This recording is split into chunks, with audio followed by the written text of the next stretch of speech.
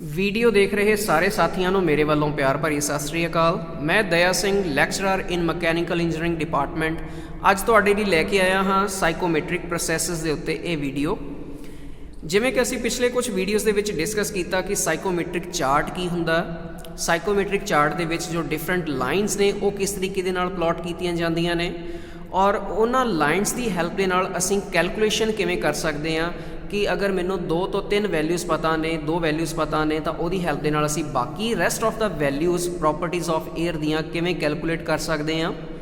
सो अज के वीडियो के विच असी गल करनी है कि जो साइकोमैट्रिक प्रोसैसिस ने वो की हुंदियां ने। जिवें कि असी सारे जानते हैं कि जो साइकोमैट्री है ये साडी डील करती है एयर कंडीशनर दे नाल कि एयर कंडीशनर दे विच जो साडी एयर है वो एक जगह तो दूसरी जगह मूव करवाउने हैं असी कि जो एटमोसफेयर की एयर है उसनों असी ठंडा करके मॉइस्चर कंट्रोल करके उसनों प्यूरीफाई करके एक पर्टिकुलर स्पेस दे विच भेजा जाता और ये काम असी commercial as well as domestic purpose वास्ते यूज़ करते हैं।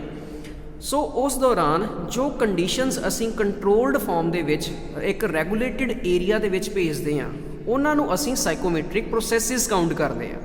सो आओ देखिए पढ़ के in order to condition air to the conditions of the human comfort कि जो कुछ हवा दियाँ एटमोसफेरिक एयर दियाँ कुछ कंडीशनस ने उन्होंने असी ह्यूमन कंफर्ट के अकॉर्डिंगली उन्होंने कंडीशनस नू मॉडिफाई करके और of the optimum control of an industrial process required या फिर उन्होंने कंडीशनस ऑफ एयर नू असी इंडस्ट्रीयल परपस वास्ते जो एयर रिक्वायर्ड है उस दे अकॉर्डिंगली जो मॉडिफाई करके हवा दियाँ कंडीशनस नू अगे भेजते हैं तो इस तरह जो कुछ प्रोसैसिस उहदे विच असी चेंजिस करांगे उस एयर दियाँ तो उन्हां सर्टेन प्रोसैसिस नू असी काउंट करते हैं जी साइकोमैट्रिक प्रोसैसिस।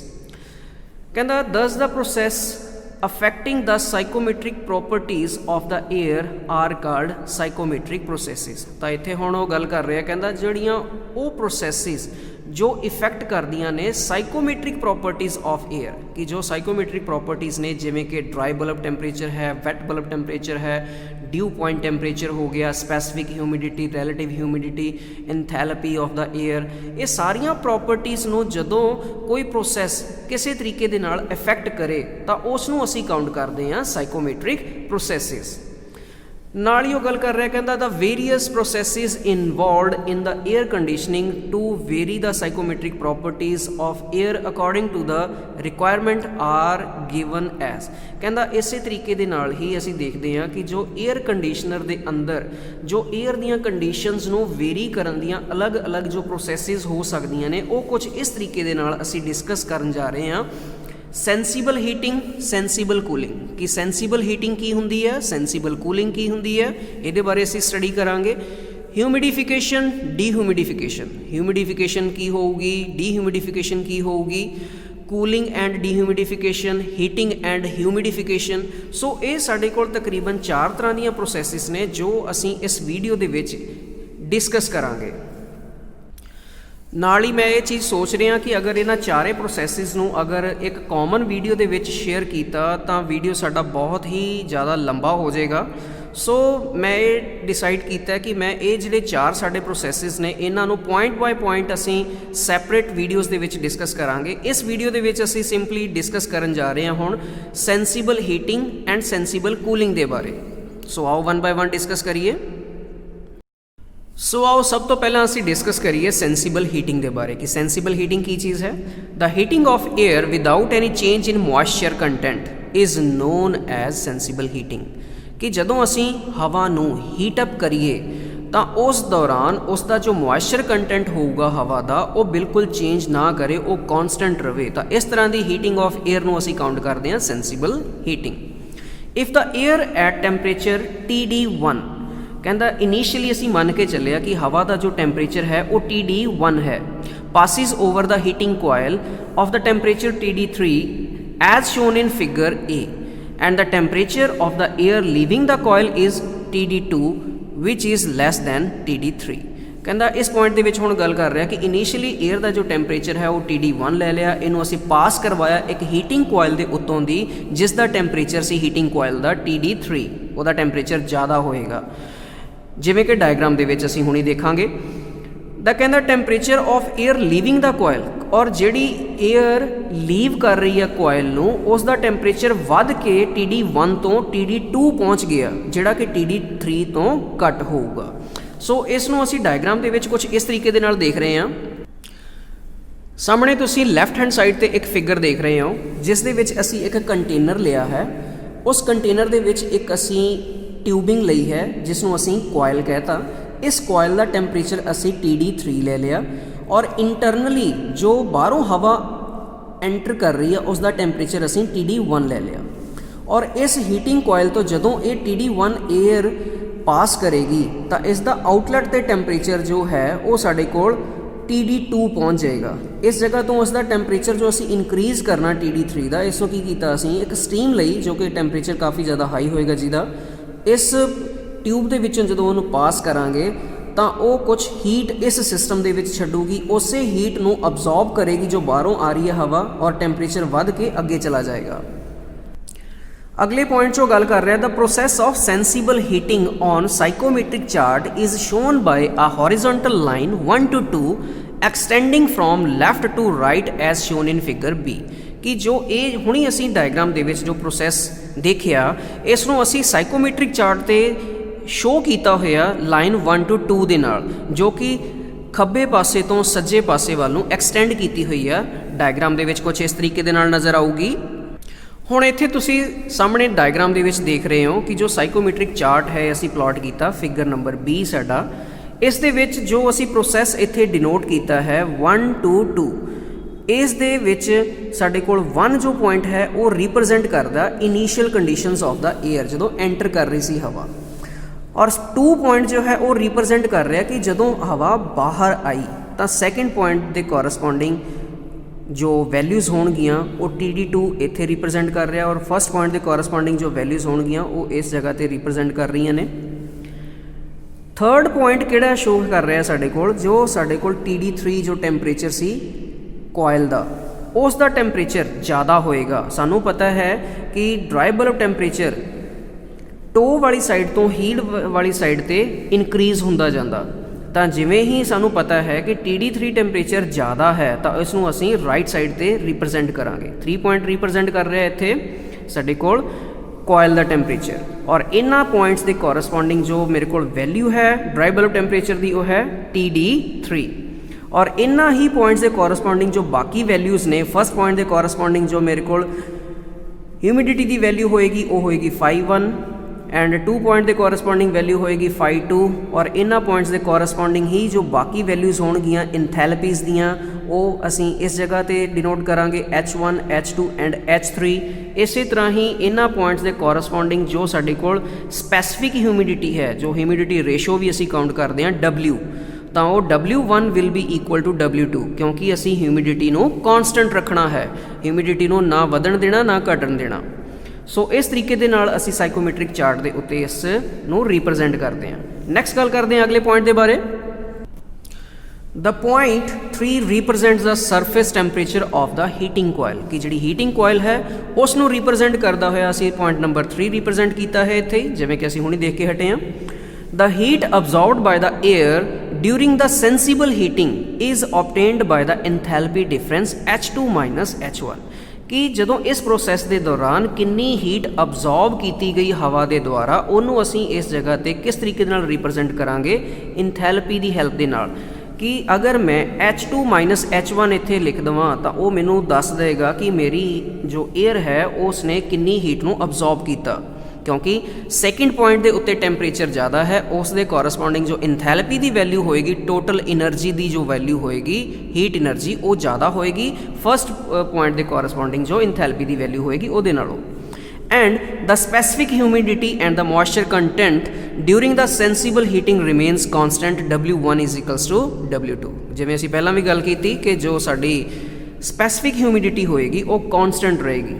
and ਅਗਲੇ ਪੁਆਇੰਟ 'ਚੋਂ ਗੱਲ ਕਰ ਰਿਹਾ, the dry bulb temperature of the air increases from TD1 to TD2 and the relative humidity decreases from 5.1 to 5.2। कि जो साडी रैलेटिव ह्यूमिडिटी है वो इस जगह ते डिक्रीज़ कर जाएगी φ1 to φ2। इत्थे एक चीज़ का ध्यान रखना कि असीं स्पैसीफिक ह्यूमिडिटी नूं कॉन्सटेंट रखना, बट रैलेटिव ह्यूमिडिटी है जो वो साडी डिक्रीज़ या इनक्रीज़ कर सकती है इस तरह दीयां प्रोसैसिस दे विच। सो अगले पॉइंट दे विचों गल कर रहे हैं, कहंदा therefore the amount of heat added during the sensible heating may be obtained as Q is equal to H2 minus H1 kilojoule पर kg कि इस प्रोसैस के दौरान किन्नी अमाउंट की हीट असी ऐड की वो असी जिवें पहलां भी डिस्कस करके हटे हैं, तो क्यू अमाउंट की जो हीट होएगी वो होएगी साडे कोल H2 माइनस H1 किलोजूल पर kg। तुसी डायग्राम दे विच भी देख पा रहे हो जो एरो है इत्थे रिप्रजेंट कर रहा है कि टैंपरेचर साडा TD1 टू TD2 इनक्रीज़ हो रहा है। सो इहदे नाल ही सेंसीबल हीटिंग का जो टॉपिक सी वो कवर अप है। नैक्सट असी गल करन जा रहे हैं जी सेंसीबल कूलिंग के बारे। इस तरह ही the cooling of air without any change in moisture content is known as sensible cooling कि जदों हवा नूं ठंडा किया जाए मॉइस्चर कंटेंट दे चेंज किए बिना तो उसनों असी काउंट करते हैं सेंसीबल कूलिंग कि उस दौरान उसकी सिर्फ सेंसीबल हीट ही डिक्रीज़ करेगी कि जो ड्राई बल्ब टेम्परेचर है वो डिक्रीज़ करेगा। The air at temperature TD1 passes over the cooling coil of the temperature TD3 as shown in figure number A, and the temperature of the air leaving the coil is TD2 which is more than the TD3 temperature.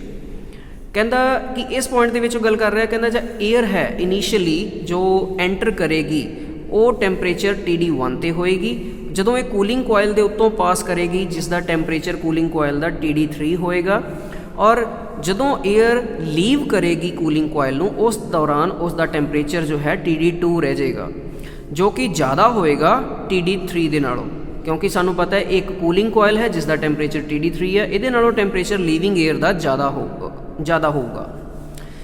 नाले वो गल कर रहे कहना the process of sensible cooling on the psychrometric chart is shown by the horizontal line 1 to 2 extending from right to left is shown in figure number B कि जोड़ा यही process है इसनू असी साइकोमेट्रिक चार्ट के उत्ते रिप्रजेंट करांगे horizontal line के through 1 to 2 जिहड़ी कि एक्सटेंड की गई है हुण right side to left side. हुण ये पिछले प्रोसैस का उल्टा है, पिछली प्रोसैस सीगी साडी लैफ्ट टू राइट, हुण ये होएगी राइट टू लैफ्ट, क्योंकि इत्थे असी कूलिंग कर रहे हैं, पिछली दे विच असी हीटिंग कीती सीगी। इसे नूं ही हुण डायग्राम की हेल्प दे नाल देखते हैं जी।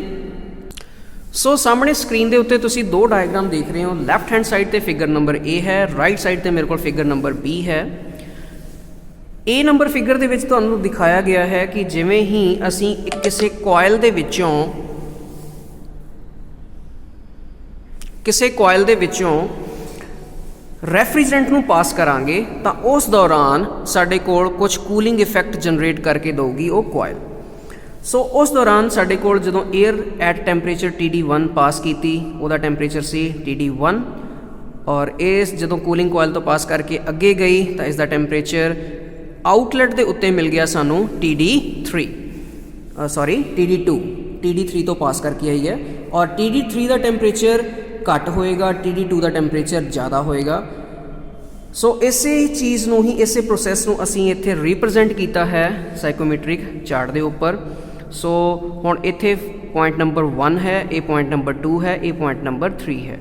पॉइंट नंबर 1 सानू रिप्रजेंट कर रहा inlet the temperature, and point number 2 सानू रिप्रजेंट कर रहा outlet the temperature, and point number 3 सानू रिप्रजेंट कर रहा इस कोयल का टैंपरेचर। और इन्ना ही पॉइंट्स के कॉरस्पॉन्डिंग जो साड़ियाँ वैल्यूज़ होणगियां वो कुछ इस तरीके दे नाल होणगियां। 1 के कॉरस्पॉन्डिंग ड्राई बल्ब टैंपरेचर है TD1, इस तरह 2 के कॉरस्पॉन्डिंग TD2 TD3, एंड इन्हां दे ही कॉरस्पॉन्डिंग जो साडा ड्यू पॉइंट टैंपरेचर होएगा TDP वो इस जगह ते सैचुरेशन कर्व ते शो होएगा, एंड इन्ना ही पॉइंट्स के कॉरस्पॉन्डिंग जो साडी स्पैसीफिक ह्यूमिडिटी की वैल्यू है, जिवें असी गल कीती पहला ही कि ये प्रोसैस दे विच असी ह्यूमिडिटी नूं कॉन्सटेंट रखना है, तो W1 is equals to W2 दोनों पॉइंट्स से जिहड़ी वैल्यू है स्पैसीफिक ह्यूमिडिटी की वो कॉन्सटेंट होएगी। एंड 1 ते 2 के कॉरस्पॉन्डिंग जो साडी रैलेटिव ह्यूमिडिटी की वैल्यूज़ ने ओह ਕੁਝ ਇਸ ਤਰੀਕੇ ਦੇ ਨਾਲ ਚੇਂਜ ਕਰੇਗੀ ਕਿ ਪਹਿਲਾਂ ਸਾਡੇ ਕੋਲ φ1 ਸੀ, ਇਨਕਰੀਜ਼ ਹੋ ਕੇ ਸਾਡੇ ਕੋਲ φ2 ਹੋ ਗਈ ਕਿ ਜੋ ਉਹਦੀ ਰਿਲੇਟਿਵ ਹਿਊਮਿਡਿਟੀ ਹੈ ਉਹ ਇਨਕਰੀਜ਼ ਕੀਤੀ ਪਰਸੈਂਟੇਜ ਦੇ ਵਿੱਚ, ਬਟ ਉਹਦੀ ਸਪੈਸੀਫਿਕ ਹਿਊਮਿਡਿਟੀ ਹੈ ਉਹ ਕੌਨਸਟੈਂਟ ਰਹੇਗੀ। ਨੈਕਸਟ ਪੁਆਇੰਟਸ ਦੀ ਗੱਲ ਕਰਦੇ ਹਾਂ। Point 3 represents the surface temperature of the cooling coil कि ਜਿਹੜਾ point number 3 ਸੀ ਉਹ ਸਾਡੇ ਕੋਲ surface temperature ਨੂੰ show ਕਰੇਗਾ cooling coil ਦੇ।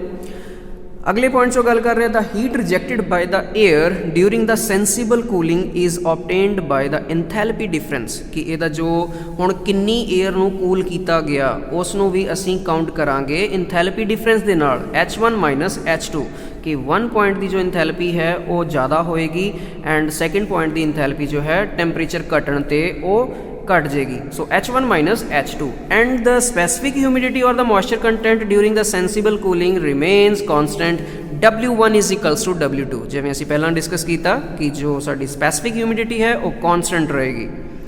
The dry bulb temperature of the air decreases from TD1 to TD2 जिवें कि डिस्कस किया असीं कि जो साडा ड्राई बल्ब टैंपरेचर है वो डिक्रीज़ करेगा एयर का TD1 पहला सी बाद हो गया TD2 एंड उसकी जो रिलेटिव ह्यूमिडिटी है वो इनक्रीज़ करेगी फ्रॉम φ1 टू φ2 एंड इस दे विच हुण असीं देखते हैं कि साडे कोल किन्नी हीट चेंज हुई that is Q is equals to H1 H2 kilo joule per kg। इस दे नाल असीं देखांगे कि साडे कोल किन्ना हीट का चेंज होया, किन्ना आदान प्रदान होया। सो ਇਹਦੇ ਨਾਲ ਹੀ ਮੇਰਾ ਇਹ ਵੀਡੀਓ ਔਨ ਸਾਈਕੋਮੈਟ੍ਰਿਕ ਪ੍ਰੋਸੈਸਿਸ ਜਿਹਦੇ ਵਿੱਚ ਅਸੀਂ ਦੋ ਪ੍ਰੋਸੈਸਿਸ ਦੇ ਬਾਰੇ ਡਿਸਕਸ ਕੀਤਾ, sensible heating and sensible cooling. Hopefully ਤੁਹਾਨੂੰ ਚੰਗੀ ਤਰ੍ਹਾਂ ਸਮਝ ਲੱਗਿਆ ਹੋਊਗਾ। ਅਗਰ ਕਿਸੇ ਤਰ੍ਹਾਂ ਦਾ ਕੋਈ ਡਾਊਟ ਰਹਿ ਗਿਆ ਹੋਵੇ ਤਾਂ ਉਹ ਮੈਨੂੰ ਕਮੈਂਟ ਕਰਕੇ ਜ਼ਰੂਰ ਪੁੱਛਿਓ। ਬਾਕੀ ਦੇ ਜਿਹੜੇ ਟੌਪਿਕਸ ਨੇ ਉਹ ਅਸੀਂ ਆਉਂਦੀਆਂ ਨੈਕਸਟ ਵੀਡੀਓਜ਼ ਦੇ ਵਿੱਚ ਡਿਸਕਸ ਕਰਾਂਗੇ। ਅਗਰ ਇਹਦੇ ਵਿੱਚ ਹੀ ਕੀਤਾ ਤਾਂ ਵੀਡੀਓ ਕਾਫੀ ਲੰਬਾ ਹੋ ਜਾਣਾ। So thank you very much. ਸਤਿ ਸ਼੍ਰੀ ਅਕਾਲ ਜੀ।